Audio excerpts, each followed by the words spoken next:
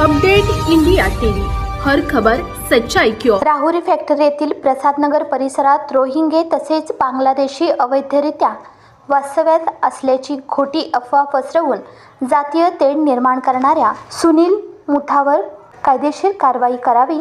RPI Rahuri factory शहराध्यक्ष Balasaheb पडागळे। Rahuri factory येथील प्रसादनगर भागात काही रोहिंगे तसेच काही बांगलादेशी घुसखोरी अवैधरित्या वास्तव्यास असल्याची खोटी अफवा सुनील मुथा नामक व्यक्तीने पसरवली आहे।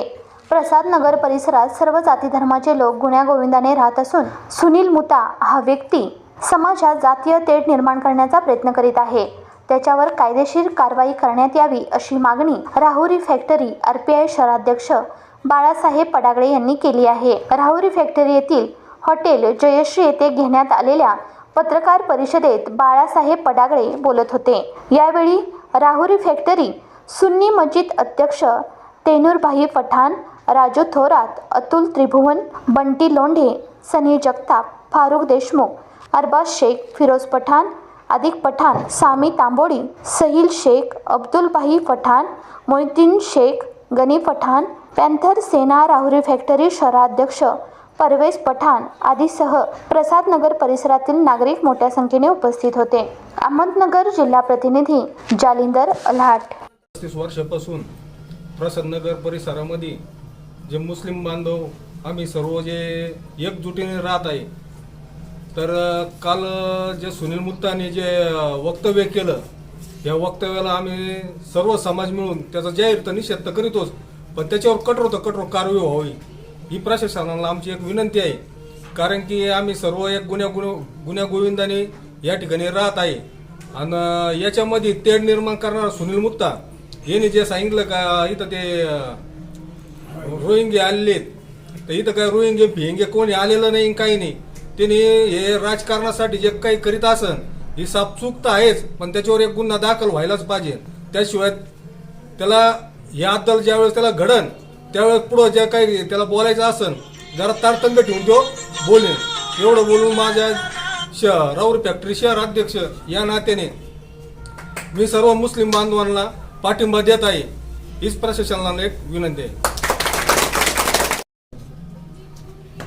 आज आपण या ठिकाणी एका पेपरमध्ये बातमी आली चुकीची की बुवा इथं राहुरी फॅक्टरी प्रसादनगरमध्ये काही रोहिंगे आलेले आहेत, काही बांगलादेशी इथं राहायला आलेले आहेत आणि त्यांच्यापासून आपल्याला तकलीफ आहे आणि त्याची चौकशी व्हावी असं पेपरमध्ये बातमी आली।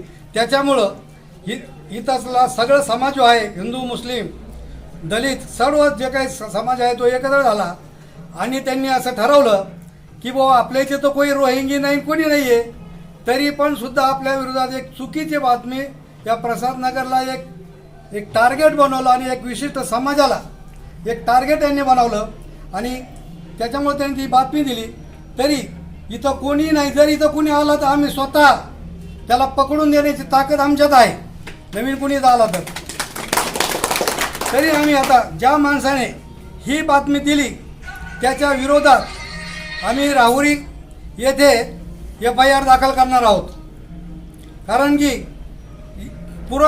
दुसरा माणूस कोणीही इथं खोटी बातमी पसरवणार नाही, पोलीस स्टेशनला बी तकलीफ होणार नाही आणि आमच्यासारख्या गोरगरिबांनाही तकलीफ होणार नाही। याची पोलीस स्टेशनने आता दखल घ्यावी याकरता आम्ही FIR दाखल करणार आहोत। आज या ठिकाणी जेवढा मुस्लिम समाज जमला आहे तर हे यासाठी जमला आहे की इथं 20-25 वर्षापासून जो समाज राहतोय त्यांच्याकडे त्यांचे सर्व डॉक्युमेंट्स आहेत, इथं रहिवासी त्यांचा पत्ता आहे, पण काही समाजकंटकांनी त्यांना इथं रोहिंग्या इथं त्यांची हालचाल चालू आहे असा अफवा पसरून इथल्या लोकांमध्ये एक भीतीचं वातावरण निर्माण केलं आणि प्रसादनगर सारख्या सर्व धर्म मिळून राहणाऱ्या जागेला त्यांनी एक कलंक लावण्याचं काम केलं। तर माझी प्रशासनाला ही विनंती आहे की त्यांच्यावर लवकरात लवकर कारवाई झाली पाहिजे। प्रशासनाने स्वतः येऊन इथं चेक करावं, आम्ही स्वतः त्यांना साथ द्यायला तयार आहे की कुणी इथं बाहेर आहे का नाही ते आम्ही त्यांना दाखवायला तयार आहे। पण माझी पत्रकार बांधवांना पण एक कळकळीची विनंती की तुम्ही ही बातमी पण टाका की गुन्हा दाखल का झाला की खोटी बातमी दिली म्हणून, म्हणजे पुढच्या वेळेस त्यांना ती खोटी बातमी द्यायला सुद्धा त्यांचा थरकाप झाला पाहिजे आणि त्याच्याबद्दल त्यांनी विचार केला पाहिजे, भले तो कोणत्याही समाजाचा असो। आज हे मुस्लिमांवर वगैरे काय त्यांना टार्गेट वगैरे करून त्यांच्यावरची बातमी टाकली जाते. उद्याला त्या लोकांकडे बघायची नजरिया एक चेंज होऊ राहिला आणि तिथल्या लोकांना त्याचा त्रास नाही झाला पाहिजे.